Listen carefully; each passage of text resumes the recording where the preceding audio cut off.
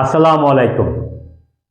জয়, বিজয়, win, victory এই শব্দগুলো সমার্থক শব্দ হলেও ব্যক্তিবিশেষ বা পরিস্থিতি বিবেচনায় এটির প্রক্রিয়া কিন্তু ভিন্ন ভিন্ন হতে পারে।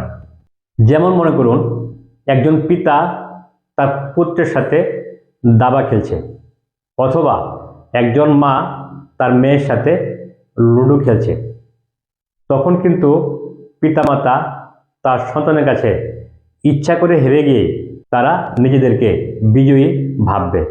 আবার একজন মানুষের কাছে যাহা জয় বা বিজয় হিসেবে গণ্য হয়, অন্যজন মানুষের কাছে কিন্তু সেটি জয় বা বিজয় হিসেবে গণ্য নাও হতে পারে।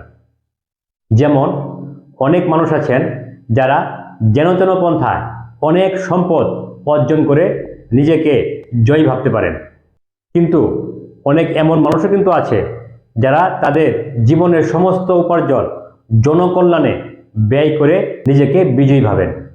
আবার মানুষের কাছে যা জয় বা বিজয়, সৃষ্টিকর্তার কাছে কিন্তু সেটি বিজয় হিসেবে বিবেচিত নাও হতে পারে। যেমন কারবালার প্রান্তরে ইমাম হুসাইন রাদিয়াল্লাহু তাআলা আনহুর নেতৃত্বে ইয়াজিদ বাহিনীর সাথে যুদ্ধে উনি শুধু পরাজিতই হননি, নবী পরিবারের কমপক্ষে ৭২ জন সদস্য শাহাদাত বরণ করেন। কিন্তু শেষ বিচারে আল্লাহর কাছে কিন্তু ইমাম হুসাইন রাদিয়াল্লাহু তাআলা আনহুই বিজয়ী বলে গণ্য হবেন। এমনকি একজন খাঁটি মুসলমানও কিন্তু বিজয়ী ইয়াজিদের পক্ষ অবলম্বন করতে দেখা যায় না। সকল মুসলমানই ইমাম হুসাইন রাদিয়াল্লাহু তাআলা আনহুর পক্ষেই থেকে থাকেন, যদিও ওই যুদ্ধে ইমাম হুসাইন রাদিয়াল্লাহু তাআলা আনহু আপাত দৃষ্টিতে পরাজয় বরণ করেছিলেন।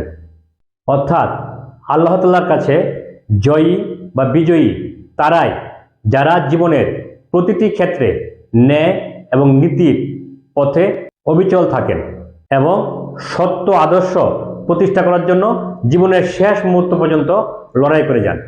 কাজেই জীবনের কোনো ক্ষেত্রে পরাজিত হলাম না জিতে গেলাম সেটি বড় কথা নয়, বড় কথা হচ্ছে আমার নীতিটি, আমার আদর্শটি, আমার সংগ্রামটি কি সঠিক পথে ছিল কিনা। ধন্যবাদ সকলকে। আসসালামু আলাইকুম।